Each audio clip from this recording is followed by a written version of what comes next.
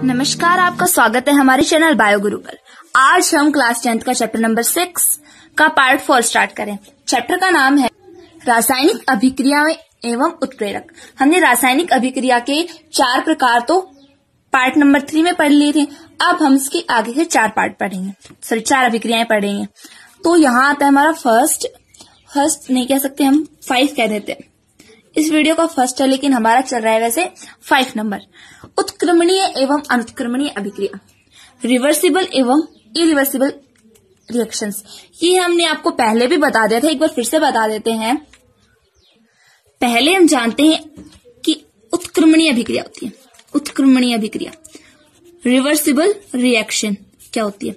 Reversible reaction मतलब कि product से क्या बने, रिएक्टेंट, और रिएक्टेंट से वापस प्रोडक्ट बन जाए, इसे कहते हैं रिवर्सिबल रिएक्शन, उत्क्रमणीय अभिक्रिया। मतलब कि जो अभिक्रिया वो दोनों दिशाओं में गमन हो रही है। देखिए, प्रोडक्ट से रिएक्टेंट भी बन रहा है और रिएक्टेंट से वापस प्रोडक्ट भी बन रहा है, इसे कहते हैं रिवर्सिबल रिएक्शन। इसका जो ऊपर वाला ये भाग है ये होता है अग्र, और नीचे का इस वाली रिएक्शन की जो दिशा है ये होगी पश्च। जैसे एग्जाम्पल से समझते हैं, N2 प्लस H2 3H2 तो 2NH3। यहां पर प्रोडक्ट से किसका निर्माण हो रहा है? रिएक्टेंट का, यानी उत्पादों से क्रियाकारक का, और क्रियाकारक से वापस से किसका निर्माण होगा? प्रोडक्ट का। इसे कहेंगे उत्क्रमणीय अभिक्रिया।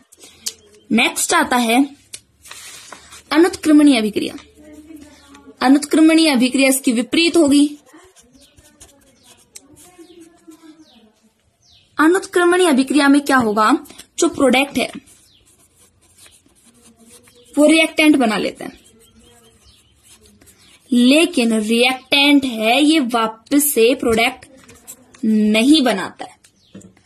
प्रोडक्ट से रिएक्टेंट तो बन गया, लेकिन रिएक्टेंट क्रियाकारक से वापस उत्पाद नहीं बना, इसे कहते हैं इरिवर्सिबल रिएक्शन या फिर अनुत्क्रमणीय अभिक्रिया। फॉर एग्जाम्पल, जैसे कार्बन को जलाया जाता है तो CO2 बनती है, CO2 रिएक्टेंट हो गया और ये दोनों प्रोडक्ट। अब वापस रिएक्टेंट से क्या नहीं बनाया जा सकता? कार्बन और ऑक्सीजन वापस नहीं बनाया जा सकता, इसे कहेंगे, मतलब ये जो अभिक्रिया ये एक ही दिशा में गमन हो रही है, इसे कहेंगे अनुत्क्रमणीय अभिक्रिया, इरिवर्सिबल रिएक्शन। एक और एग्जांपल से समझते हैं, जैसे मेथेन है, CH4 मेथेन को जलाया जाता है तो जलाने पर सीधी बात है, कुछ भी हो, किसी को भी जलाया जाए, जलाने के लिए O2 आवश्यक होता है, और रिलीज क्या होती है? CO2। अब CO2 रिलीज हो गया, बचा क्या? 2H2O, पानी, और क्या हो गया? कार्बन डाइऑक्साइड रिलीज हो गई। तो ये जो अभिक्रिया है, मीथेन के जलने से, दहन होने से क्या बन रहा है? कार्बन डाइऑक्साइड और वाटर, लेकिन वापस रिएक्टेंट बन गए कार्बन डाइऑक्साइड और वाटर। तो इन रिएक्टेंट से वापस से प्रोडक्ट नहीं बन रहा है, इसे कहते हैं अनुत्क्रमणीय अभिक्रिया, इरिवर्सिबल रिएक्शन। समझ में आ गया होगा। उत्क्रमणीय एक ही दोनों दिशाओं में गमन, और उत्क्रमणीय एक दिशा में गमन होती है। नेक्स्ट आता है नंबर 6 आता है मंद व तीव्र अभिक्रिया, मतलब स्लो एंड फास्ट रिएक्शन। पहले हम पढ़ेंगे फास्ट रिएक्शन को, स्लो रिएक्शन को, मंद अभिक्रिया को। मंद अभिक्रिया क्या होती है? मतलब मंद, स्लो, धीरे धीरे जो रिएक्शन होती है उसे स्लो रिएक्शन कहते हैं, मंद अभिक्रिया कहते हैं। जैसे कि लोहे पर जंग लगती है, लोहे पर जंग लगना, लोहे पर जंग लगने में कई दिन लग जाते हैं, साल बीत जाते हैं, घंटे तक लग जाते हैं, घंटे सालों तक लोहे पर जंग लगने की क्रिया पूरी होती है। मतलब इसमें क्या आया? स्लो रिएक्शन में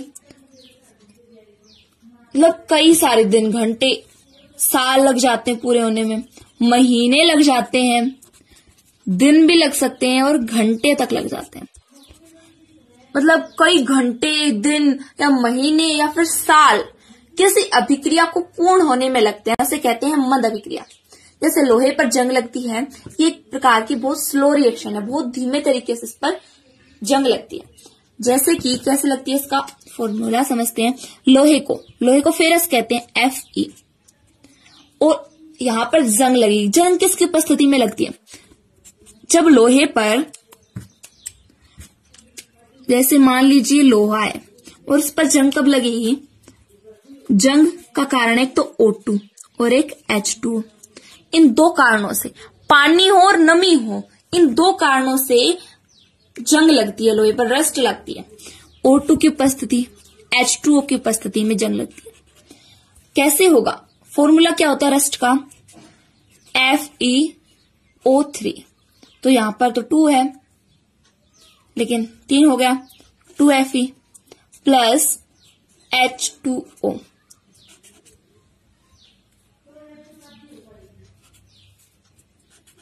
फॉर्मूला इस प्रकार से संतुलित हो गई है। ये जो फॉर्मूला है ये रस्ट का है। रस्ट को हिंदी में कहते हैं जंग। फेरस, लोहा और ऑक्सीजन और हाइड्रो जल की उपस्थिति में इस पर जंग लग जाती है, रस्ट लग जाती है। तो ये अभिक्रिया कई सालों में होती है, फिर ऐसे कह सकते हैं कई महीनों या दिनों में होती है। इसमें आता है नेक्स्ट फास्ट रिएक्शन, तीव्र अभिक्रिया। तीव्र अभिक्रिया क्या होती है? ऐसी अभिक्रिया, ऐसी रिएक्शन जो अभिकारक कौन से होते हैं? रिएक्टेंट को मिलाने पर अत्यंत तेजी से, बहुत स्पीड से संपन्न होंगी। ऐसी अभिक्रियाओं को तीव्र अभिक्रिया कहते हैं। यानी ऐसी अभिक्रियाएं क्या होती है? आयनिक अभिक्रियाएं होती है। जैसे कि प्लांट में फोटोसिंथेसिस, प्रकाश संश्लेषण जो होता है, उससे संपन्न होने में कई दिन, मतलब वो सेकंडों के हिसाब से होती है, बहुत स्पीड से रिएक्शन होती है। जैसे हम HCl में, हाइड्रोक्लोरिक एसिड में सोडियम हाइड्रोक्साइड मिला देते हैं, तो यहां पर हाइड्रोजन पर धनावेश, क्लोरीन पर ऋणावेश, सोडियम पर धनावेश और हाइड्रोक्साइड पर ऋणावेश। तो क्या होता है? हमेशा पॉजिटिव और नेगेटिव मिलते हैं। पॉजिटिव हमेशा एक दूसरे को रिपल्सन करते हैं, प्रतिकर्षण करते हैं, और ये एक दूसरे पर अट्रैक्ट होते हैं, आकर्षण करते हैं। तो यहां पर Na पॉजिटिव, Cl नेगेटिव और H पॉजिटिव, OH नेगेटिव। तो इस प्रकार से भी लिखते हैं H2O। ये अभिक्रिया है, ये कुछ सेकंडों में संपन्न हो जाती है। इसे कहेंगे हम तीव्र अभिक्रिया या फास्ट रिएक्शन। नंबर 7 आता है ऑक्सीडेशन एंड रिडक्शन। ऑक्सीडेशन का मतलब होता है ऑक्सीकरण, और रिडक्शन का मतलब होता है अपचयन। Oxidation and reduction. इससे पहले एक बात जान लेते हैं। ऑक्सीडेशन और रिडक्शन पढ़ने से पहले एक बात जानिए कि यदि किसी भी एलिमेंट, तत्व में से हम एक इलेक्ट्रॉन निकालते हैं, जुड़ता है या फिर निकालते हैं, इसका इलेक्ट्रॉनिक विन्यास क्या होता है? 2-8-1। मतलब किसी भी एलिमेंट को अपना अष्टक पूर्ण करने के लिए 8 इलेक्ट्रॉन्स की आवश्यकता होती है। अब इसके वैलेंस, आखिरी जो कोश है उसमें 1 इलेक्ट्रॉन है। अब इसे कोई भी अपना अष्टक पूर्ण करने के लिए कोई भी अदर एलिमेंट क्या देगा? इलेक्ट्रॉन देगा। इसे 7 इलेक्ट्रॉन कोई नहीं देगा, क्योंकि भाई 7 देने की बजाय ये 1 दे रही है, ज्यादा इजीली रहेगा। तो अब यहां पर सोडियम है, इसका इलेक्ट्रॉनिक विन्यास 11 है। अब इसमें से ये अपना ये 1 इलेक्ट्रॉन दान दे देगा, माइनस इसमें से 1 इलेक्ट्रॉन कम हो जाएगा। तो इलेक्ट्रॉन कम होने पर हमेशा आता है धनावेश। कौन सा आवेश आता है? धनावेश। पॉजिटिव यानी धनायन आता है, धनावेश आता है। अब यहां पर कितने थे? 2, 8 और 1 था इसका इलेक्ट्रॉनिक कॉन्फ़िगरेशन, इलेक्ट्रॉनिक विन्यास। अब इसने 1 इलेक्ट्रॉन दे दिया, वैलेंस इलेक्ट्रॉन देगा। ये वैलेंस सेल में जो इलेक्ट्रॉन होता है, वैलेंस सेल मतलब जो बाहरी कक्षक होता है, उसमें से अपना 1 इलेक्ट्रॉन इसने दे दिया। जैसे एक बार तो इसके 3 सेल हैं, इसमें 2 इलेक्ट्रॉन है, इसमें 8 है और इसमें 1 है। तो इसमें से अपना ये 1 इलेक्ट्रॉन दे देगा। ये हो गया वैलेंस सेल। सबसे बाहरी जो इसका कोश है इसे कहते हैं वैलेंस सेल। इसमें से अपना 1 इलेक्ट्रॉन दे दिया, तो देने पर यहां पर 1 इलेक्ट्रॉन की कमी आ गई। इस कमी को हम दर्शाते हैं Na पॉजिटिव से। किससे? Na पॉजिटिव से। अब इसका इलेक्ट्रॉनिक विन्यास है वो Na पॉजिटिव का 10 हो जाएगा, 2 8। तो इसने अपना स्टक पूर्ण कर लिया, चाहे दान देकर करो या ग्रहण कर। तो यहां पर हो गया इसका स्टक पूर्ण। इसी तरीके से जैसे क्लोरीन है, इसका इलेक्ट्रॉनिक कॉन्फ़िगरेशन कितना होता है? 17 287। अब इसे भी अपना जो अष्टक पूर्ण करने के लिए 8 इलेक्ट्रॉन की जरूरत है, तो ये अपने 7 इलेक्ट्रॉन दान नहीं कर सकता है। इसके लिए बहुत अधिक एनर्जी की जरूरत होती है। ये अपने इलेक्ट्रॉन दान करने के लिए दान नहीं कर सकता, ये अपने इलेक्ट्रॉन ग्रहण करेगा, किसी भी अदर एलिमेंट से ग्रहण करेगा ये अपने इलेक्ट्रॉन। जैसे अभी यहां पर हमने देखा था, इसी प्रकार से होगा 2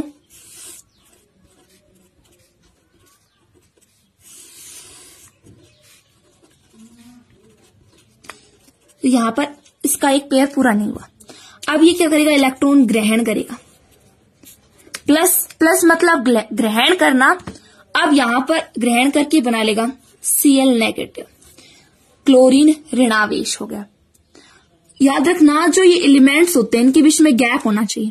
जैसे ऐसे नहीं लिखते हैं क्लोरीन को, इस प्रकार से इनके बीच में थोड़ा सा गैप होना चाहिए। यहां पे हमने सोडियम को लिखा, सोडियम को कर्सिव राइटिंग में बिल्कुल नहीं लिखते इनको, इस प्रकार से इनके बीच में गैप होना चाहिए, टच करके नहीं लिखते। कर्सिव राइटिंग में बिल्कुल नहीं लिखना होता है इन एलिमेंट्स को। अब इसने 1 इलेक्ट्रॉन ग्रहण कर लिया, ग्रहण करने के बाद इस पर आ जाता है ऋणावेश, तो इसका इलेक्ट्रॉनिक कॉन्फ़िगरेशन है वो पूरा हो गया। 8 बन हो गया इसके वैलेंस सेल में, अष्टक पूर्ण हो गया है। तो यहां पे मतलब मेन पॉइंट ये आता है कि इलेक्ट्रॉन दान करने पर तो आता है धनावेश, और इलेक्ट्रॉन ग्रहण करने पर आता है ऋणावेश। ये बात बहुत इंपॉर्टेंट है, आपको याद रखनी है। आगे बहुत विस्तार से हर जगह यही बात आएगी। इलेक्ट्रॉन दान करने वाले पर कौन सा आवेश लगाते हैं? धनावेश। और इलेक्ट्रॉन ग्रहण करने वाले पर ऋणावेश।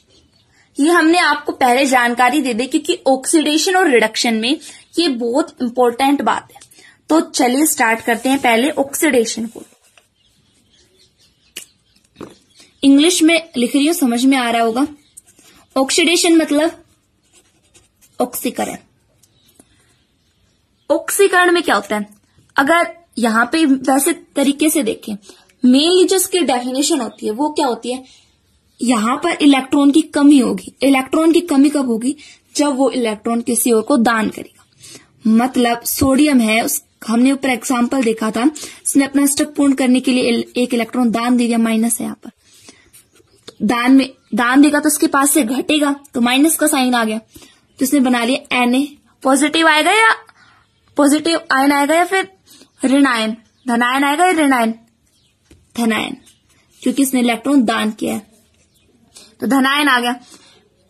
अब इसे इस प्रकार से कह सकते हैं कि ऐसी रिएक्शन, ऐसी अभिक्रिया जिसमें इलेक्ट्रॉन की कमी होती हो।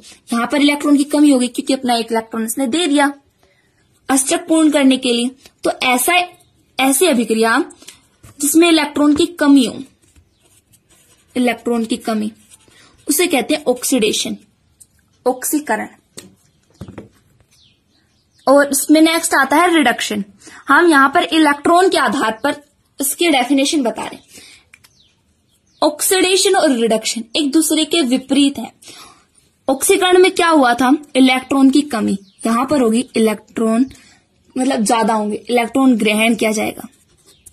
जैसे क्लोरीन में देखा था, इसने 1 इलेक्ट्रॉन दान करके बना लिया ऋण आयन, क्लोरीन नेगेटिव बना लिया, Cl नेगेटिव बना लिया।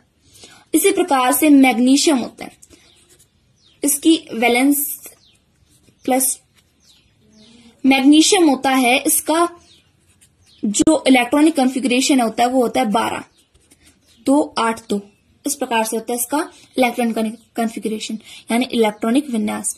अब इसके पास वैलेंस शेल में 2 इलेक्ट्रॉन है, तो ये भाई 6 इलेक्ट्रॉन ग्रहण नहीं करेगा, ये दान दे सकता है, इजीली दान कर सकता है, आसानी से दान कर सकता है, लेकिन आसानी से ग्रहण नहीं कर सकता। तो यहां पर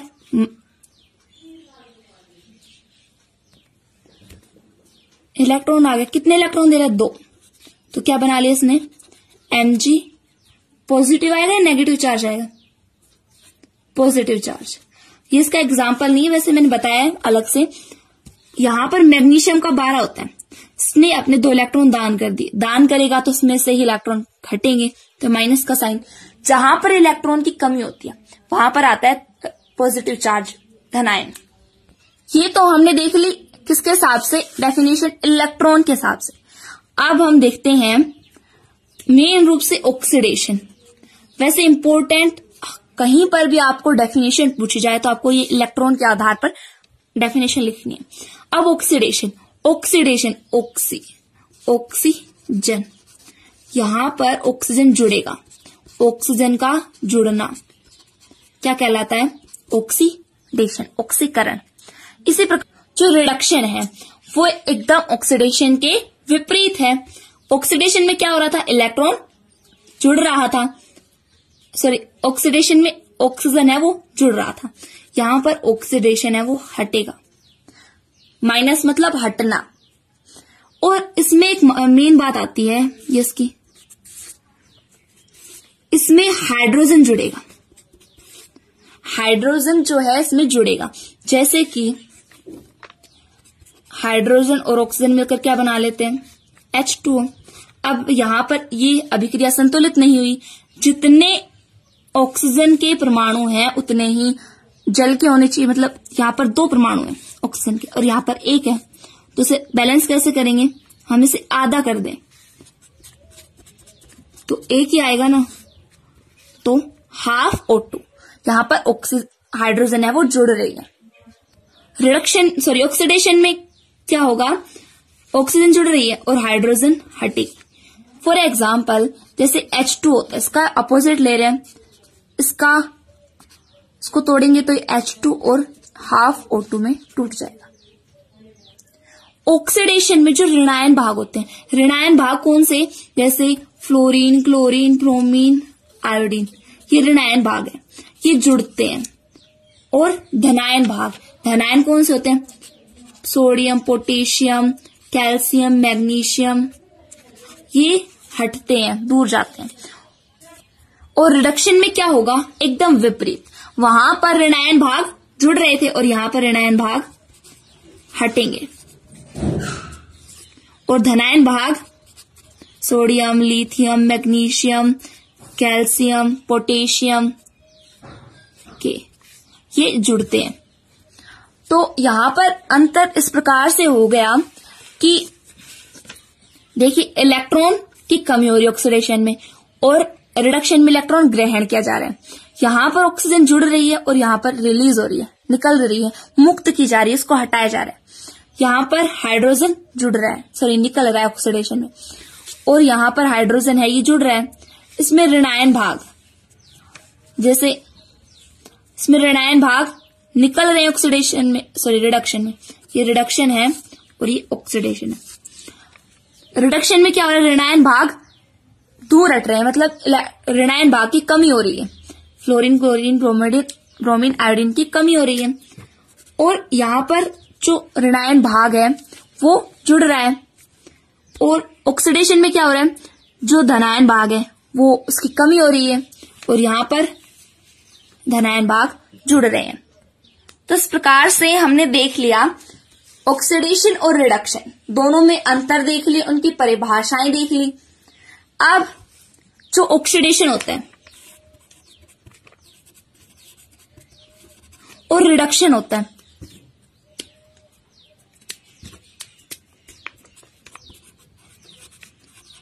ऑक्सीडेशन और रिडक्शन को संयुक्त रूप से क्या कहते हैं?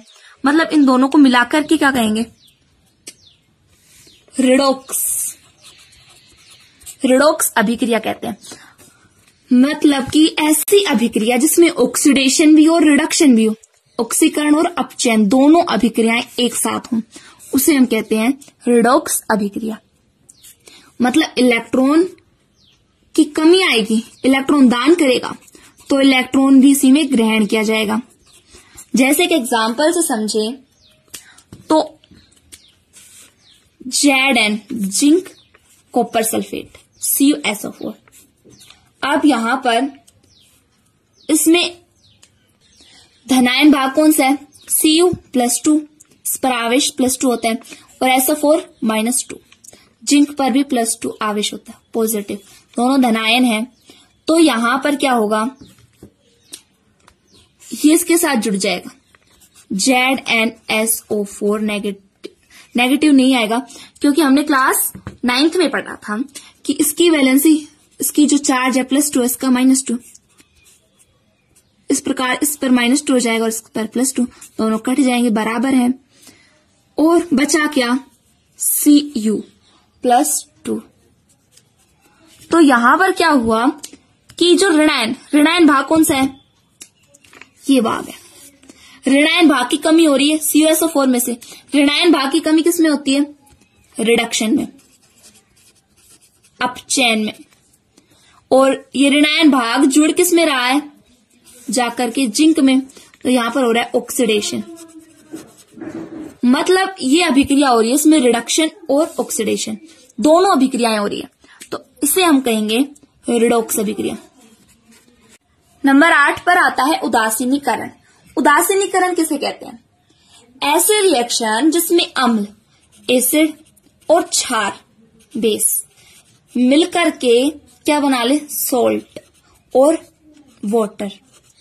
मतलब अम्ल और क्षार मिलकर के लवण और जल बना ले, इस अभिक्रिया को कहेंगे उदासीनीकरण अभिक्रिया। जैसे कि एसिड में HCl ले लिया हमने, क्षार में NaOH। अब यहां पर बताइए कि कौन से पर धनावेश है और कौन से पर ऋणावेश है? हाइड्रोजन धनावेश, क्लोरीन ऋणावेश, सोडियम धनावेश और OH नेगेटिव ऋणावेश। तो हमने बताया था अभी ऊपर कि हमेशा एक दूसरे से विपरीत आवेश जुड़ते हैं, ये एक दूसरे की तरफ अट्रैक्ट होंगे, लेकिन जो पॉजिटिव या फिर नेगेटिव है, ये एक दूसरे से रिपल्शन करेंगे, प्रतिकर्षण करेंगे। अब यहां पर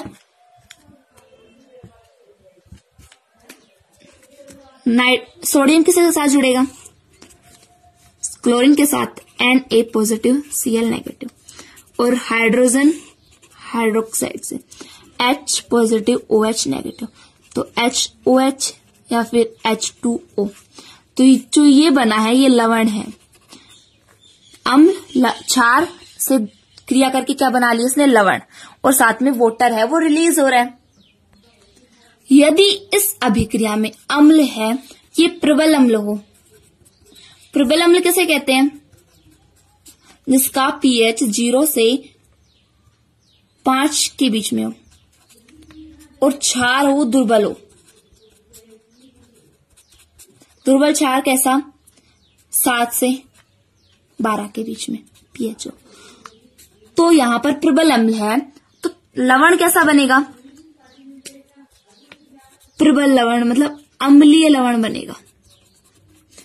अम्लीय कैसा? इसका pH कितना होगा? अम्ल है तो 7 से कम इसका pH होगा।